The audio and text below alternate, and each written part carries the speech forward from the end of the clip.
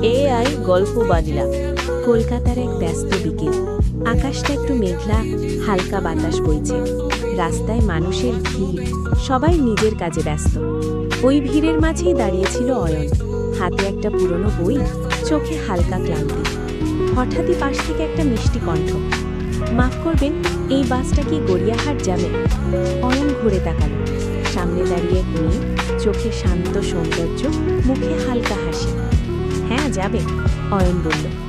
ধন্যবাদ, মেয়েটি মিষ্টি হেসে বলল। সেদিনের সেই ছোট্ট কথোপকথনে যেন কিছু একটা থেকে গেল। কয়েকদিন পর আবার একই বাসস্টপে দেখা। এবার কথা একটু বেশি হলো। মেয়েটির নাম মায়া, সে নতুন এসেছে শহরে পড়াশোনার জন্য। অয়ন ধীরে ধীরে তার বন্ধু হয়ে উঠল। বৃষ্টি ভেজা একদিন তারা দুজনে একই ছাতার নিচে দাঁড়িয়ে।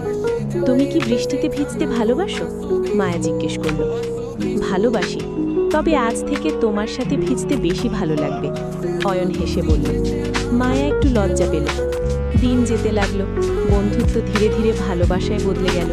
একদিন অয়ন সাহস করে বলল, মায়া, তোমাকে ছাড়া আমার দিনগুলো ফাঁকা লাগে, আমি তোমাকে ভালোবাসি। মায়া কিছুক্ষণ চুপ করে থেকে বলল, আমিও।